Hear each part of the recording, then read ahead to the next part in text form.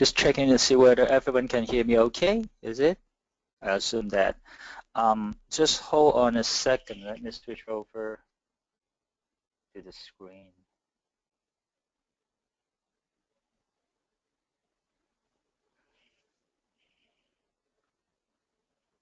Hi. I think we should start now. Or okay. So I assume that everyone can see my screen correctly.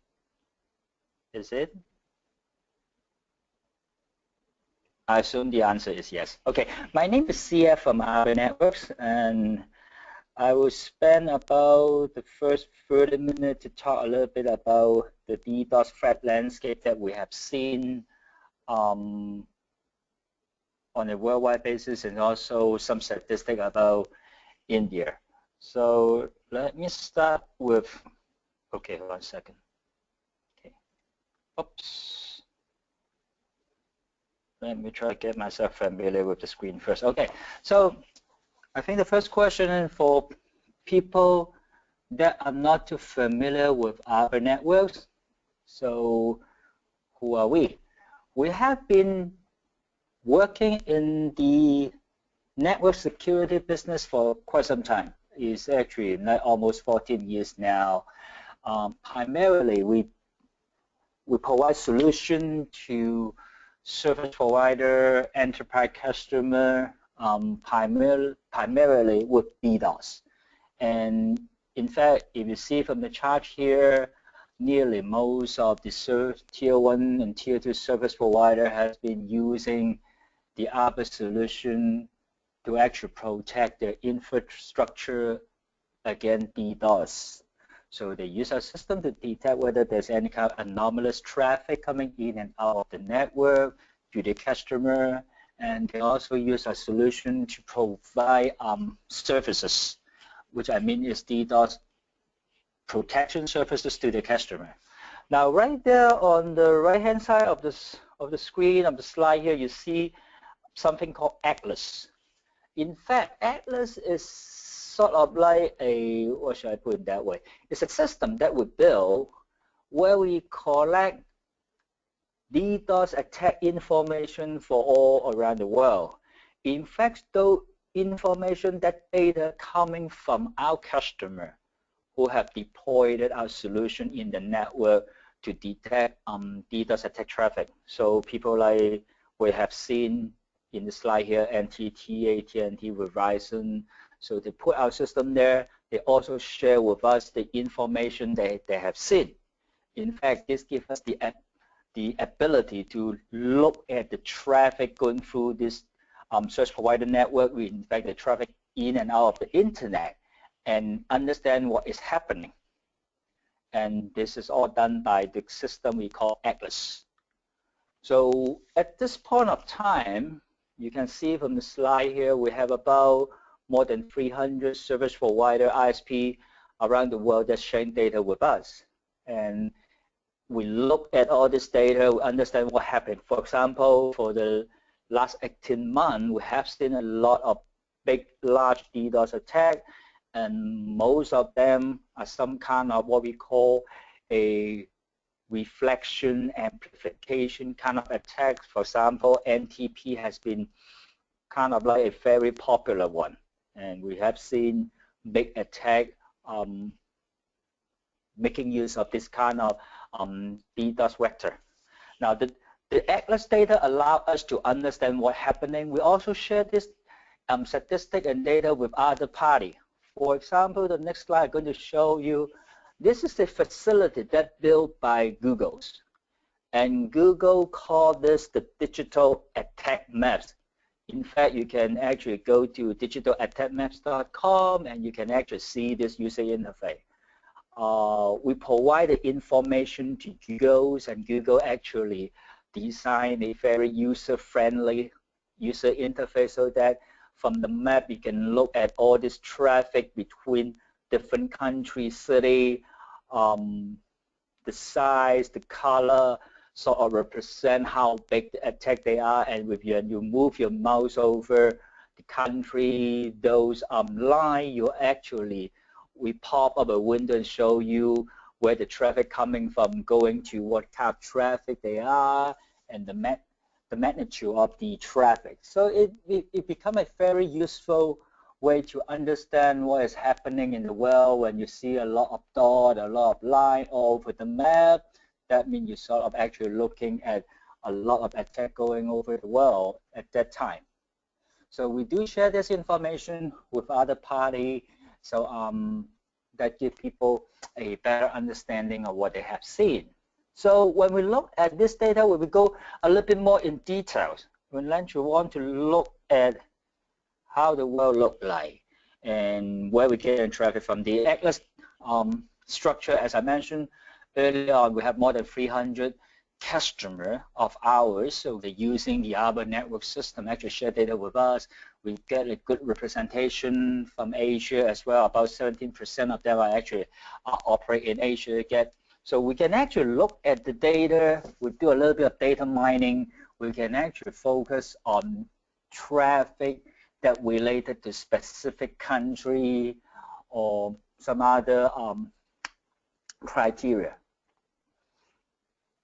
Okay, this slide shows some of the peak attack we have seen on a month-to-month basis going back to about 2 years from now. And you can actually see that in the beginning, probably by the end, from the end of 2013 and up to now, you actually see the traffic, the attack traffic picking up. You see peak attack traffic size like 260 gig, 300, and more than that one. Now, I also want to make a point here that what we show you from the Atlas system is the traffic data that we collect from a customer. At this point, then probably around, we're looking at around 120 terabit per second of traffic. This service provider actually look at and then share with us. So we look at around one third to 1/4 of the total traffic that we've seen in the internet. It's not 100%, and no one in the world actually of the traffic in the internet. But 1/3 of the traffic gives us a very good indication of what happened right now. So we always say that this is the monitor, the observed attack we have seen. Well, there could be attack bigger than that one. There could be attack that we haven't seen, we haven't reported. That makes sense. But you also have said sometimes people say that you see people mention about 400 gig, 500 gig attack in the new. We want to be a little bit careful about whether they actually can justify that or not. But anyway, the fact is that attack traffic are going. They're increasing every year, every quarter, every month. And it will be interesting to actually understand and look at the trend. For example, this slide shows you the data on a worldwide basis and break down quarter by quarter, starting from 2014 and 2015, and looking at the average attack size, look at the peak attack size. So in the 2014, they actually peaked at 300-something gig attack, and for the last 2 quarters, for actually to be exact, to be last quarter in 2015, we see the peak attack size drop a little bit, okay, down to 200 gig, but the average attack size going up. Sometimes we see that because when, for example, the amplification reflection attack, when we first come out in the 2013, we kind of a little surprised to see that, oh, people are actually abusing the protocol. They're using DNS to this reflection attack. They're using NTP to do that. But once we understand the nature, how this attack being manipulated, how we create and do this kind of thing, we start to understand, the service provider start to understand how to actually protect themselves against this kind of attack. So the outcome, the result is that the attack evolved. They change from one kind of attack, one protocol to another protocol, because we start to see that, oh, the NTP is not that particularly effective. Let's turn to something else. We start to see SSDP, and we start to see something else. In fact, a few weeks ago, we have reports see that people are even abusing RIP as a tool for doing reflection attack, this is kind of interesting. But anyway, when we look a little bit more into the largest attack, what are they? Then we have seen attacks are really growing. 2012, 100 gig is really big. Then 13, 14, we see 245, we see 325. And as far as this point, okay, well, the largest attack we have seen so far in 2015 actually goes to India, 334 gig attack. So, and also another thing we look at the duration. Sometimes some of this attack, for example, the one in 2014 lasts very long. That's like 4 hours, 22 minutes. So all this statistic allow us to actually understand the trend, okay, whether the attack vector evolving, what people are using, what kind of being attacked, what's the average attack size, what's the duration, because you might want to actually plan. And if I'm responsible for particular organization security policy, when I design my security policy, I want to evaluate servers to protect myself against DDoS. I probably want to ask myself, okay, how big an attack I expect, how long is the duration, or if you look at it from another angle, if the average attack size is like 500 meg, duration is 1 hour, what would that impact? If that happened to my network, to my organization, what is the risk, what is the damage, what is the impact? So it's this kind of thing that makes the data interesting. Now, this slide shows the 2014 data, and now we look at Asia Pacific. In terms of peak attacks, so Q1, Q2, Q3, Q4, well, India, unfortunately, actually seems to be the one that are kind of popular, getting attack of certain magnitude, a sizable, considerable magnitude and size of the attack most of the time. And in fact, if we focus ourselves a little more into India as a country, we will see something that kind of interesting when we compare with other countries. Now, this slide, it just recap about the reflection and amplification attack that we have seen. Most of the attack, particularly in the last 18 months, when you talk about any so-called large-scale DDoS attack, they fall into one of these reflection amplification attack, mainly because it's actually have two benefits. Okay, if you look in the direction of the attacker, is that first of all, it provides amplification. I generate a small amount of traffic as a request. From the response side, I get a lot more. I get 100 times most of the time, or even 1,000 times of the size. So that means I can use such as like a 1 meg of attack, okay, request traffic, and I can generate like 1,000 times 1 gig of attack. And this is the amplification side. And the reflection is that if I spoof my source address, I can actually tell, I can use other people as an attacker. I mean as a reflection, with a reflection. So as here example on the NTP reflection attack, I actually send a request to all this unsecure NTP server, and then they actually redirect the response traffic, reflect it to the victim. And this is why we call a reflection amplification. And NTP, DNS, or actually SSDP has been very popular these days because of two reasons. The first reason, because of the amplification factor. I can easily get 100, 500 times, even 1,000 times of amplification ratio. So is this a good deal?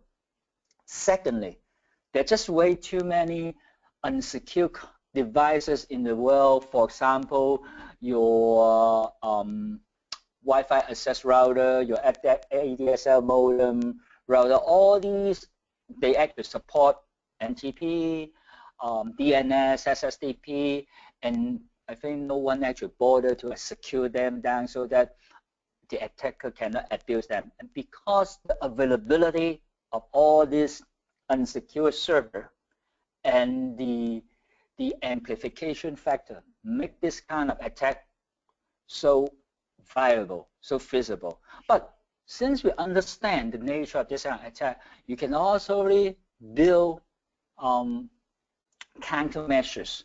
Okay, understand the process and what you should be done in your network, and try to help you to support that. And the service provider understand the nature of attack, and they can devise way to actually protect the customer about this kind of attack.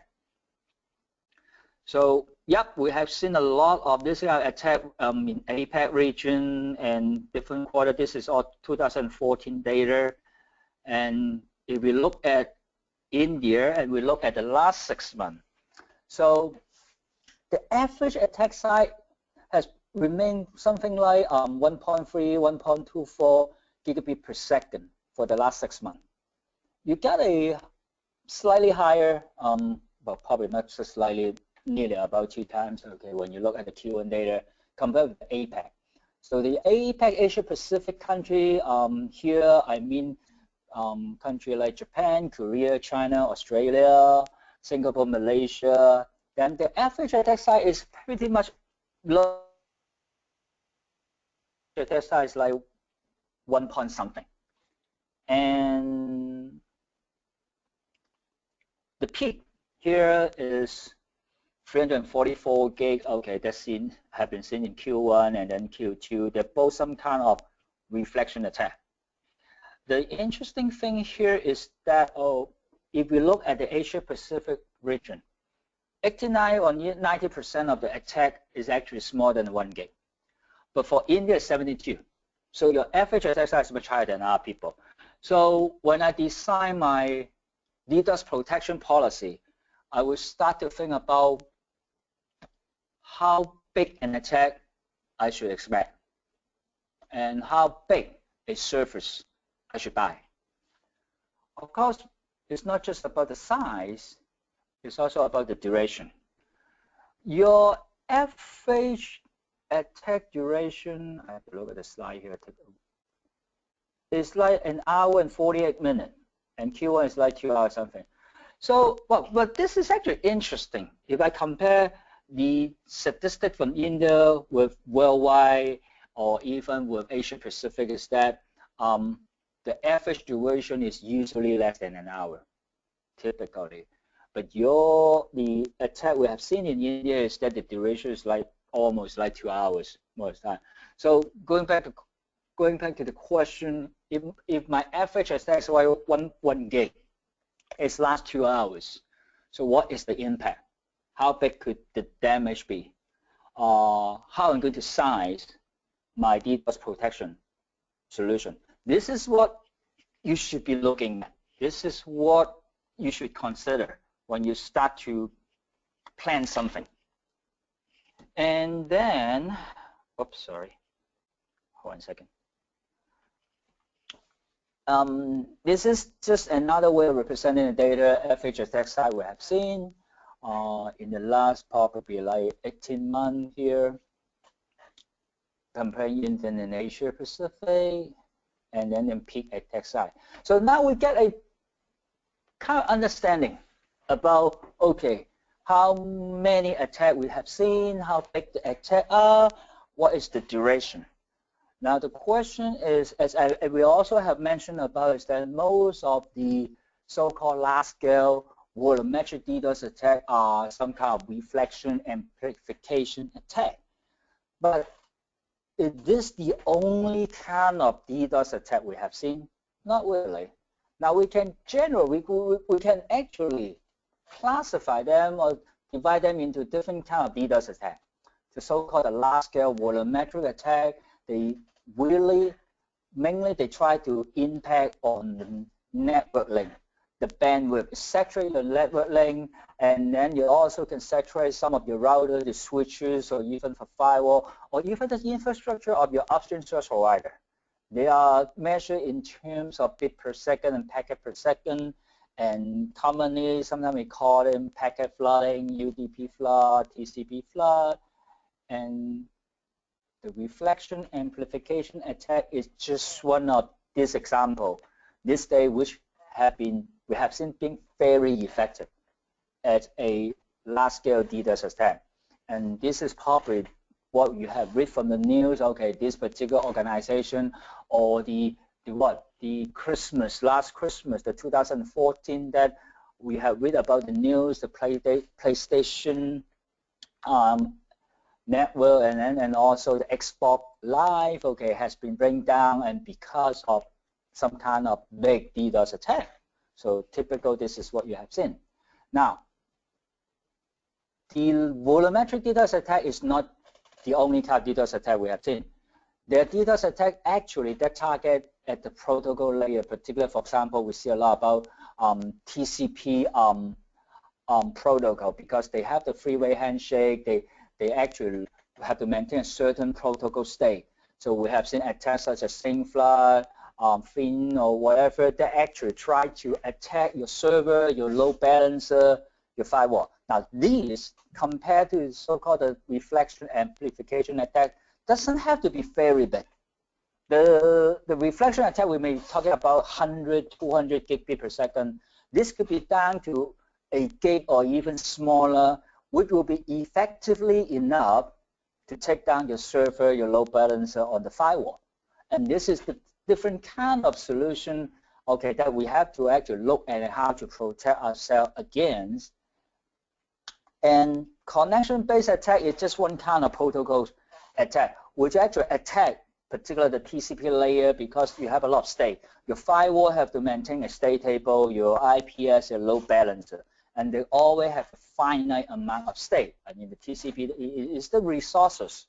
So I can actually attack not by volumetric, but just creating a lot of connection to your server, such that I just make your server, your firewall, your load balancer running out of servers and take it down. And effectively, I bring down your servers. And last but not least, important is the application layer. Now, these days, I mean, 95% of the web traffic, HTTP is web traffic. We go to an airline to look at the timetable, we buy ticket, we go to hotel.com or whatever kind of website that book a hotel for my next business travel. I go to the bank and check my balance, I buy some stock. All this is the surface that we're so used to. And it's actually the surface that very easily to actually take down. I can generate, a attacker could generate a lot of requests to your web server, a lot of GET requests, or the DNS that generate a lot of address lookup. So that I take down your DNS server, your DNS infrastructure in your network, I take down your web server in your network, and that fulfill my objective of attacking you. So then we have to look at application layer attack. So in general, we talk about different kind of attack. Now, the Atlas data that I showed you earlier on about the attack size, the duration, and things like that, all come from the real-time data we gather from the system. We also, every year, we have some kind of a survey. Yeah, we have a set of questionnaires that we send out to a bunch of people, okay? And from the response, that we create this report. We call the Worldwide Infrastructure Security Report. It's usually available at the beginning of the year. So this year is the 10th version, the 10th edition of the WISR. We actually released it in January 2015. So we asked our respondent a lot of questions.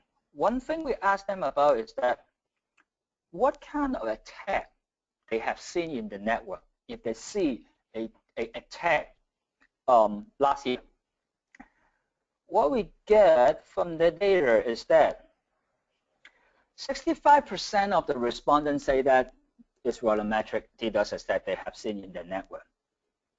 20% state exhaustions, and then 17% like application layer. So volumetric attack is still the dominant one. And we have been doing this survey for 10 years, as I mentioned before. That haven't changed a lot. So basically, 60–70% of the attack user have seen is volumetric, and around 15 to 20% act like application layer. Now, if you actually take the state assertions or connection attack also as some kind of non-volumetric attack, that means 30% or so attack are like non-volumetric. And when we ask the respondent, okay, if we talk about application layer attack, what kind of service are being the most targeted at? HTTP, obviously, and DNS stand out from the crowd.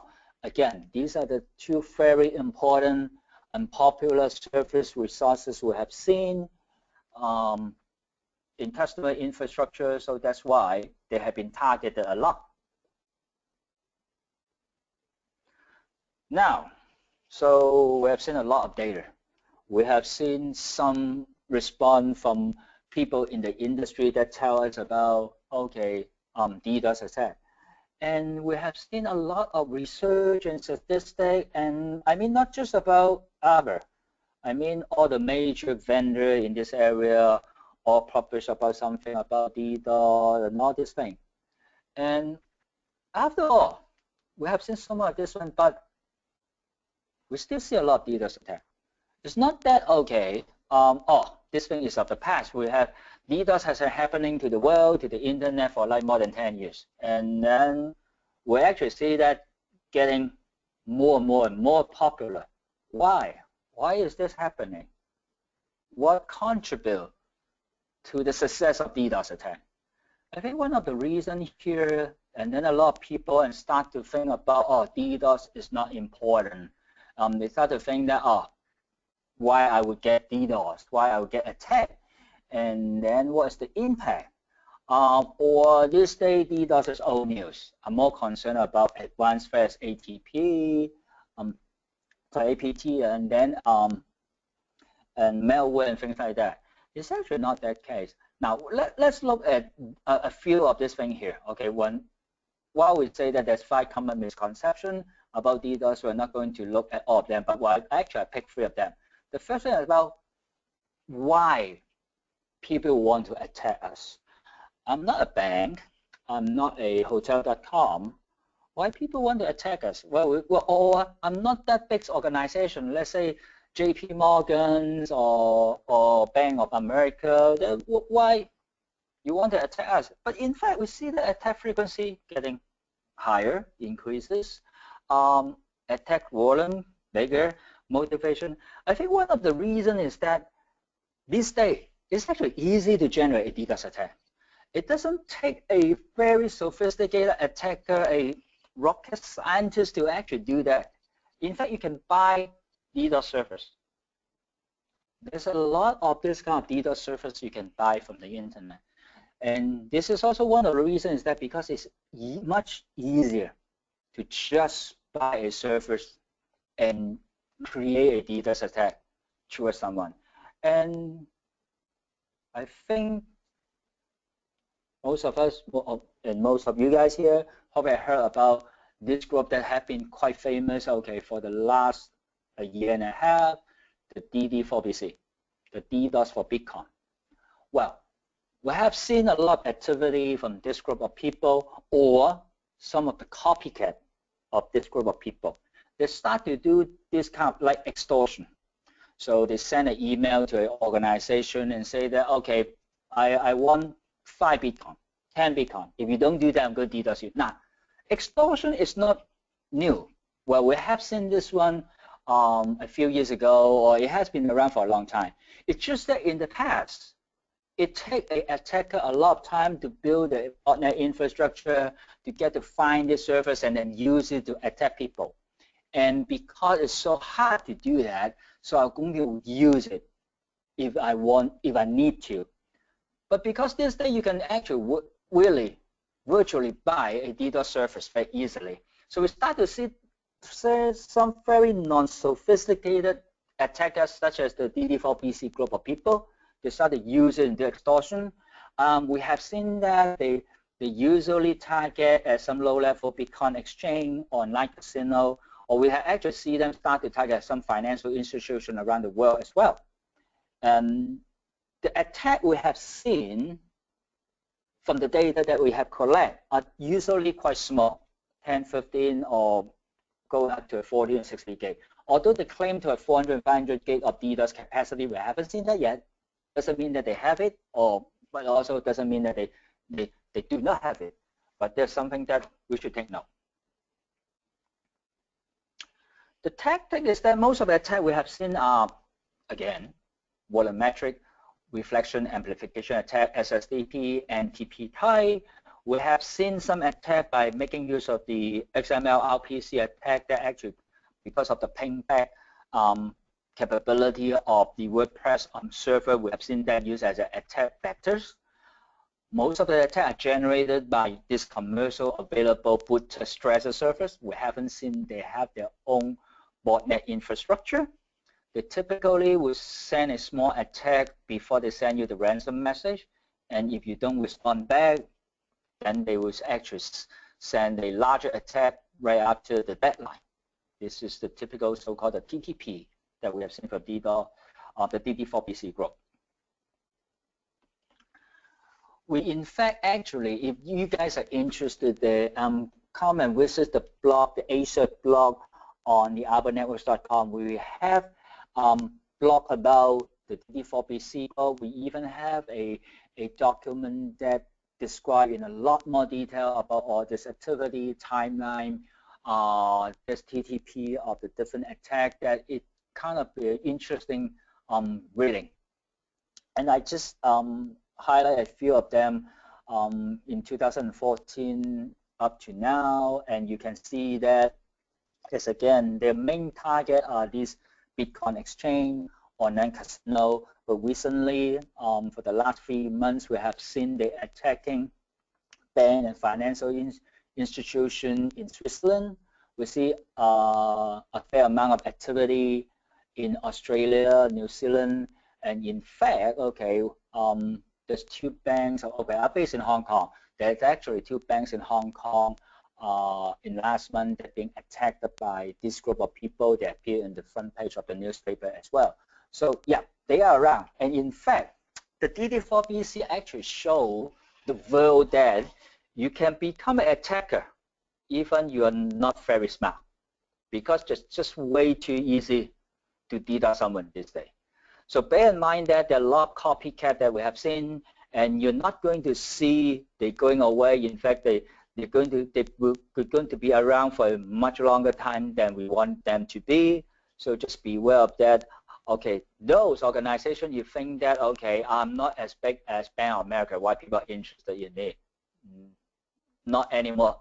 People are now just interested in 5 Bitcoin from you. So no longer you think that you will not be attacked by people. Instead, everyone will have a chance to get attacked by other people. Now, the next thing we want to talk about is the DDoS attack are not advanced threat.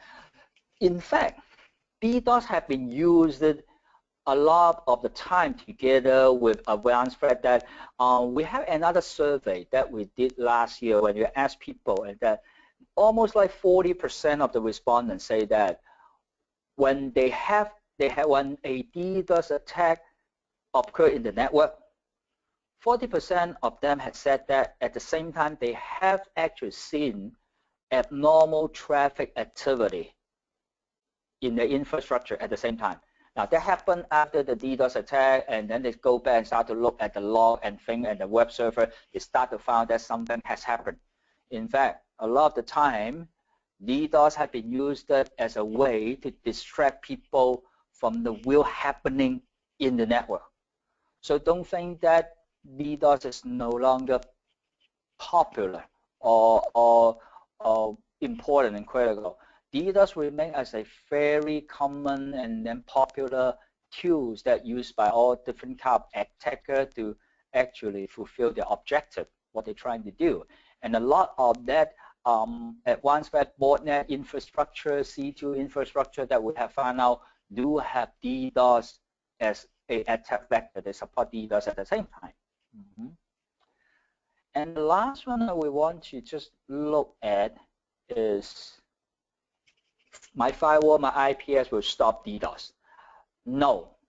When you look at your security policy, now if you look at the right-hand corners of the slide here, we show you that you really want to consider three areas: integrity, availability, confidentiality. So the three pieces of things that you want. You want to keep your data confident, you keep your data integrity, but you want to make it available.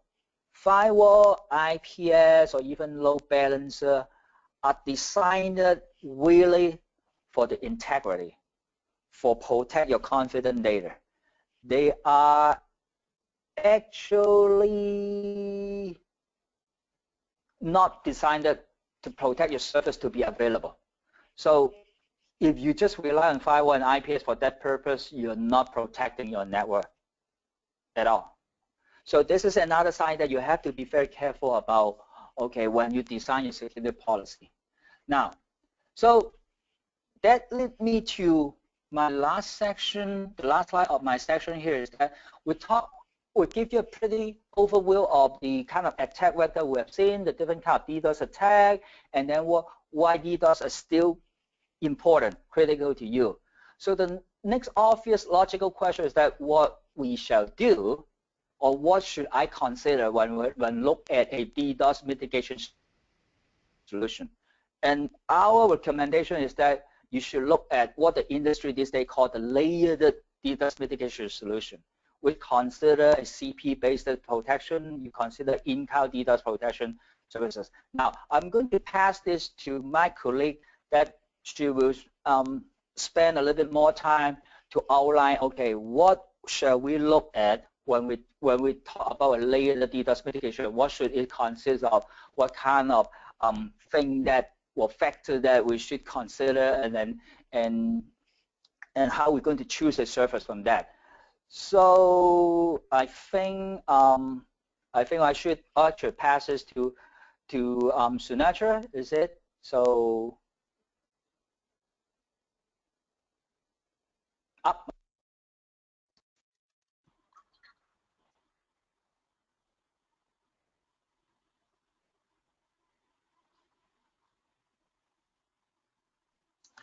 Thanks, Sia. Thanks for the detailed presentation. Is everybody able to see my screen?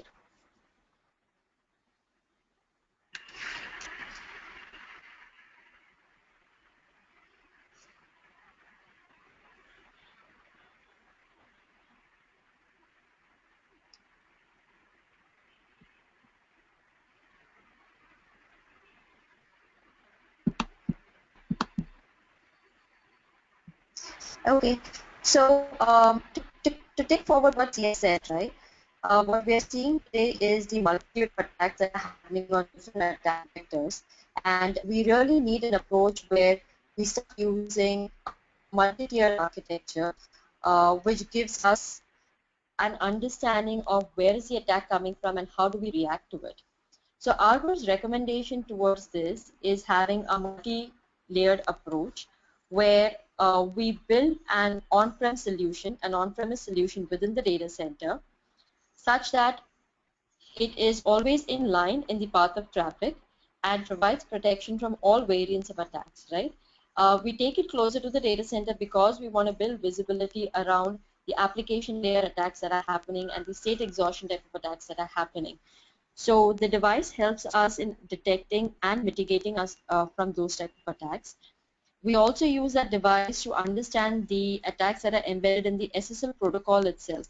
So if there's attack embedded in the SSL payload, we would use the device to make a copy of it, decrypt it, understand where the attack is. If there is an attack, we drop that traffic, or else we pass it through.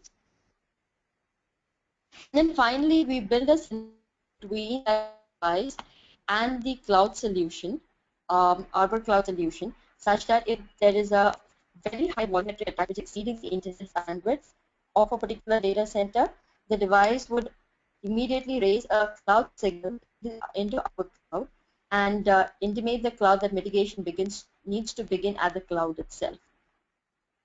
So while we have the technology and the synergy between the on-prem and the cloud, there is a very important piece that is actually feeding intelligence into both these aspects, allowing action to be taken appropriately at either end. And that intelligence is fed by Atlas. So CF the threat analysis system that Arbor uses, the amount of data visibility that we have into the internet, and how we use that data to reverse engineer and create fingerprints and feed it into the devices so that that information can be intelligently used to identify where the attacks are coming from, what are these types of attacks, and how do we defend ourselves from them. Right, so a little bit more on the Prevail APS. So the on-prem device that Arbor recommends is the Prevail APS, where APS stands for Availability Protection System. And as the name suggests, we are looking to protect availability of critical resources and services being run out of a data center. So the box sits in line, gives complete visibility into traffic that's coming in, and allows us to take appropriate decisions on what's legitimate, what's not, and how do we take action against the illegitimate traffic. To complement it, on the cloud side, we have Arbor Cloud, which is an overlay cloud service, and as attacks progress and go beyond the capacity of the data center, the traffic needs to be diverted into Arbor Cloud for mitigation. So being an overlay service provider, we need, so if you look at the right-hand side where we have the internet and ISP, which locally the data center is connected, Arbor Cloud sits as an overlay and has the advantage of being completely ISP agnostic. So no matter which ISP you may be connected to, you could avail services from Arbor Cloud from volumetric protection. Right, so you have the internet traffic coming in through your ISP. The attack starts mounting. The Prevail APS, by virtue of monitoring the internet link, raises the cloud signal into Arbor Cloud. Traffic gets diverted into Arbor Cloud, and the clean traffic is sent back into the data center over a GRE tunnel through the ISP. So this multi-layered architecture ensures that we are protecting an organization from all variants of attacks, whether it be volumetric, whether it be state exhaustion, or whether it's application-based. The traffic diversion options we are looking at to divert traffic into the cloud is either DNS or BGP. So with DNS, it becomes easy where, if you have only a few hosts to protect, you would actually change the A records of the DNS of the servers you're looking to protect to an Arbor provided virtual IP. So traffic would get diverted into Arbor Cloud, get cleaned, and would be sent back into the data center. For if you wanted to protect a larger net block, you would use a BGP diversion method in which the Arbor Cloud would start announcing routes on or the prefixes on behalf of an end customer. Traffic gets pulled into Arbor Cloud, gets cleaned, and is sent back into the enterprise over a GRE tunnel. Now, the key point to note over here is that the sizing for Arbor Cloud is typically done on the basis of clean capacity only, clean traffic only. So if a data center is expected to see a clean traffic of 100 Mbps, that's the sizing that Arbor Cloud would use, for a monthly subscription, regardless of what the size of the attack may be. So the size of the attack could be 1 gig, 10 gigs, 100 gigs. That's material from a pricing perspective or from a sizing perspective. We only concentrate on the clean traffic that has to be returned back to the enterprise or the data center. So that makes it very easy for a customer because it's a figure that they know, how to size. It's a figure that they know what's the current capacity and how would they actually build on it or have future capacity increases as well. So investment becomes very easy. From an intelligence perspective, where we have Atlas intelligence feed coming into the devices, again, this is used on the basis of information that Arbor sees across the globe, and we create two variants of feeds, standard and advanced. The standard actually gives us capabilities to identify DDoS threats, detect attacks that are coming from a geo perspective, and also gives us information, command and control and botnets, and the malware that is being used to generate the attacks. Right, so this allows us to actually do traffic inspection both inbound and the traffic that's leaving from the data center as well. And today, traffic that's leaving from the data center needs to be inspected to ensure that there is no malware residing on the servers, there is no communication happening to the external command and control, and to ensure that your resources are not being misused as part of external botnets to generate attacks. And so the Prevail API sitting on-prem helps you to defend and protect your internal assets as well. So this is the device, and this is something that you've seen in CF's presentation, where the device sits at the data center, protecting the firewalls, IPSs, and the services in it, and then communicates back with the cloud, right, over cloud signaling. The important thing to note over here is that it works on stateless architecture. So attacks which are actually targeting the stateful nature of devices like firewalls, IPSs, the Prevail APS is not vulnerable to these type of attacks, and hence is fully protected from all variants of DDoS. By itself, it is capable of protecting again on layer attacks that are happening on layer 3, layer 4, as well as application layer attacks. Right, to summarize, we are looking at the Prevail APS or the on-prem device to be installed, to be deployed at the data center in line in front of your resources, which will allow you to detect in real time DDoS attacks happening on the network and allow you to also block in real time. It will detect and block activity that is happening from external command and control and botnets. It integrates seamlessly with Arbor Cloud such that there's no human intervention required to ensure that mitigation is happening at both levels, at the data center and the cloud. And these are the models. So I believe we would be sharing the presentation with you also, just to give you an essence that we start as low as 500 Mbps and scale up to 10 Gbps of inspection protection that can be built into the data center. So yeah, that's all from my side. I would be now handing it over to Avinash so that they can give you an understanding of how Palladian services will help you put together the technology into your network to protect yourself from DDoS attacks.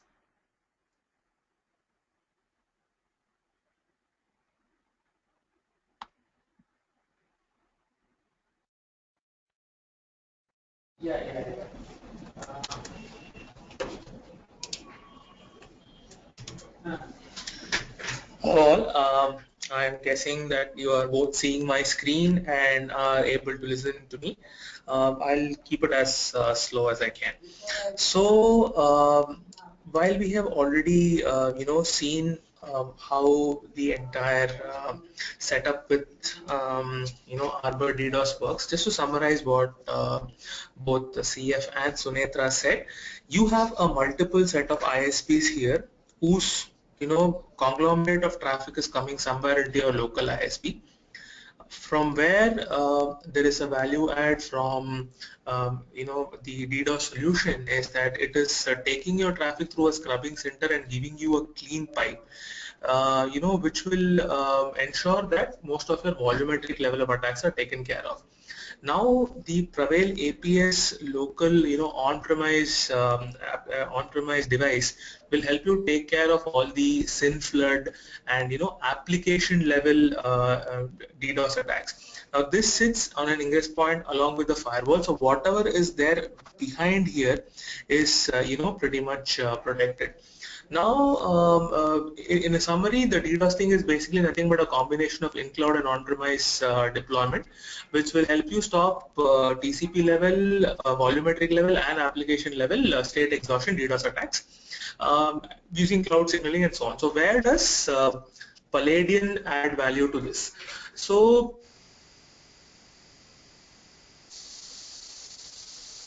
first and foremost, Palladium to understand, if you have, had some kind of experiences with a DDoS attack in the past, and help you both size and, recommend what kind of a combination of a solution for DDoS you would have to go into.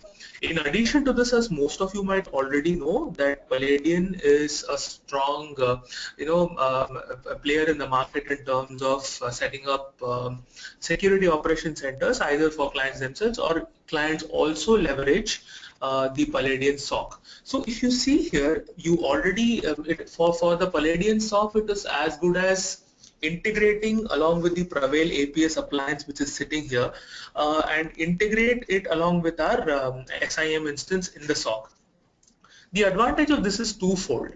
One is, it is possible that if you don't have a Prevail appliance and you are experiencing a DDoS attack, you typically will see a lot of perimeter level devices, denies in terms of TCP requests, either on your ingress point firewall or on the ACL part of your router. But even if your SOC catches it, you are not sure if it's a false positive or not. Now, by integrating with Palladium SOC, you are directly talking to the Prevail APS appliance, and as soon as some kind of surge in traffic or any signals of a DDoS attack happening are found, the SOC people who are monitoring it centrally from the Palladium premises will be in a position to kickstart an incident response mechanism, which to some extent can help mitigate the DDoS attack and take the necessary corrective actions. So, apart from the architecture itself, so what Palladium's main three value additions are threefold. So one is, integrated and proactive monitoring against DDoS attacks itself. That is, like I said, you can integrate along with the SOC for continuous monitoring of the possibility of a DDoS attack happening. SLA-based DDoS incident alerting, like I mentioned, you can have an incident response mechanism. Even if it is a false positive, you can do a dry drill to check if there is a possibility of a DDoS occurring at that particular point in time.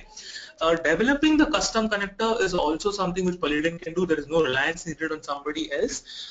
We can develop the custom connector in terms of integration with the Arbor Prevail appliance, which will work towards SOC integration.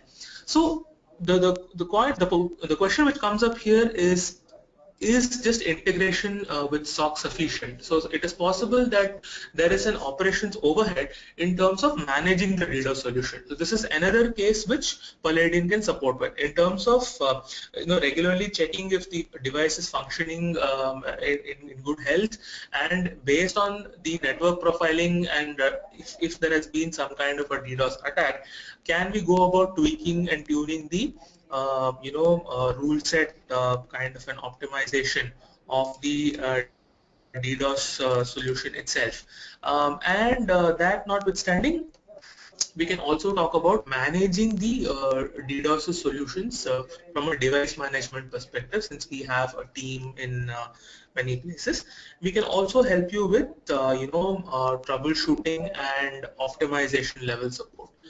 In addition to this, you can have an integrated operations and sustenance level support from Palladium in terms of either assistance in forensics, or if you're having any basic issues with the Arbor appliances itself, we can coordinate with CF Sunetra and their team to get issues done, and an integrated incident response support from both from the SOC and from the device management team.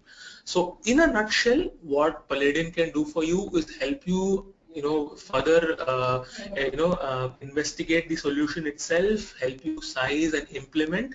In addition to it, it can help you integrate with the SOC or with the device management, and help you do troubleshooting and ensure that the operations and sustenance go as smoothly as possible.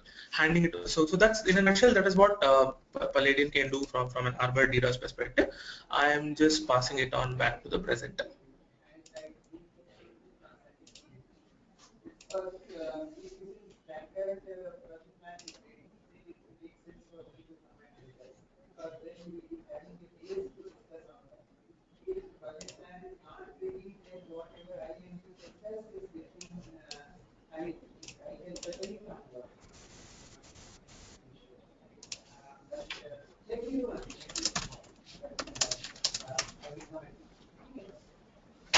Are you talking? She's asking, are you I'm talking? done. He's done it seems.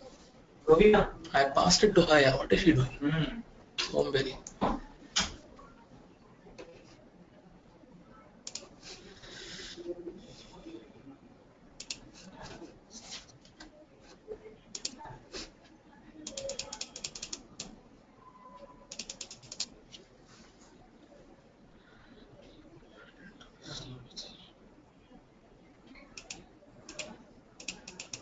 I have it in my hand. If he is ready for project plan, I need to go and talk to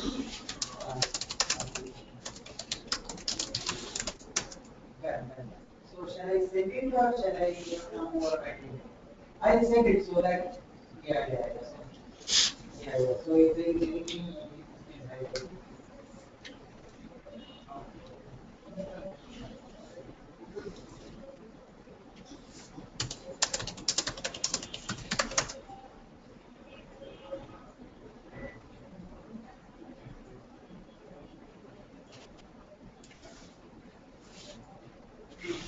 Hi. So the question I'm seeing at the moment is that we have certain analytics coming out of Prevail. When you say they are fed into systems, what kind of systems you're talking about, right?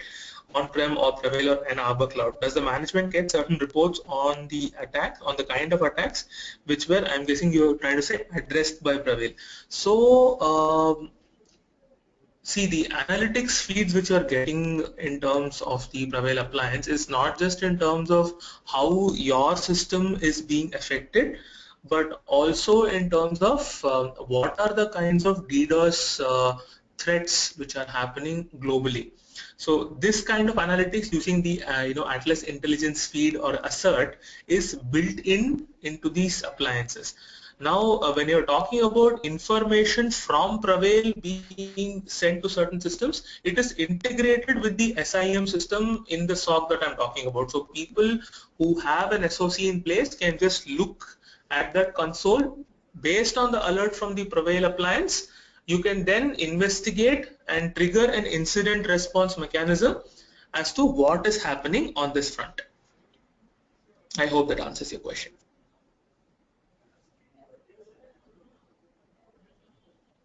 I'll take the next question, Avinash. The question is, what is the capacity of Arbor Cloud to absorb the attack when it gets the attack for multiple clients at the same time? So today, the capacity that Arbor Cloud has is about 1.2 terabits. Arbor Cloud is basically spread across 4 data centers in locations, 2 in the US, 1 in Europe, and 1 in Singapore.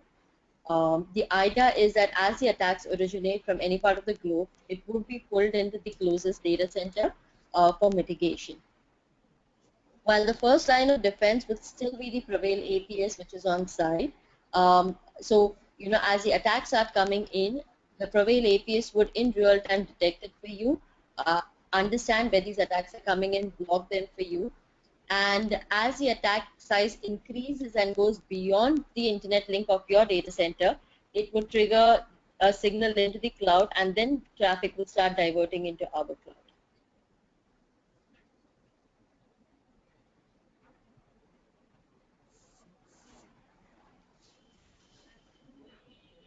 Okay, so I think the third question is sort of a combination of questions. I'll read it out. I'm assuming you would, the audience wants to know if DDoS solutions have already been implemented in Indian banks, I think, and then they are asking for a reference for Palladian services in Indian banks. So from the solution perspective, we do have a few customers in the financial segment that are already using Arbor solutions. We obviously cannot name them because all of our customers are under NDA. But I can also tell you that we are in dialogue with several other customers in talking to them about the multi-layer architecture that we are advocating, the benefits of it, and the need for it in today's day and time.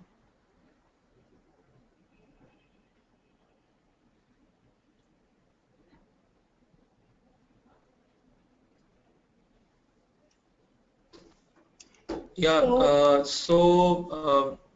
the question which speaks about options for integrating Prevail APS with the SIM at our end. So, I mean, for a fact, we have integrated it with the SIM which is running in our SOC using regular flex connector development techniques. Or parser for this can be developed and integrated.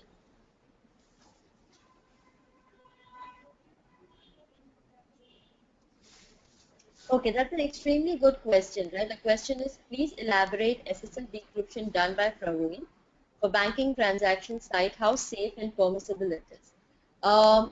Now, given, I mean, we have complete understanding and, you know, the regards to the sensitivity of the data that resides at the banks, right, within the data center. So, but at the same time, it's extremely crucial that the HTTPS traffic be analyzed and understood if there are any attacks embedded in the SSL payload. So in order, you know, to be able to do it the best way, what Arbor does is on the Prevail box, we have a separate module called the hardware security module, on which certificates can be loaded, the private certificates. As the traffic comes in, it is inspected to first identify if it's HTTPS. If yes, the original packet is held and a copy of it is forwarded to the decryptor. The decryptor decrypts the copy, applies HTTP authentication mechanisms to understand if the traffic is clean or malicious. If it's clean, the original encrypted packet is forwarded inside. If not, it is dropped. So, we do not open the original encrypted packet. Two, the original encrypted packet is forwarded inside. So what traverses on the wire further into the data center is still in encrypted form.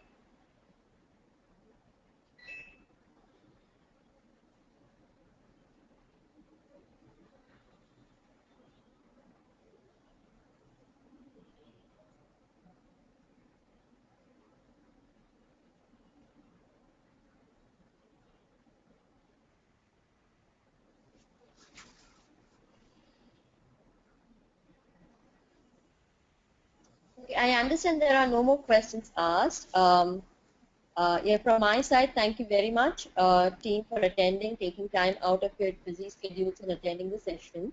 I hope that the information was valuable. Please reach out to Avinash or me for any further questions or information that you would need around the networks and community.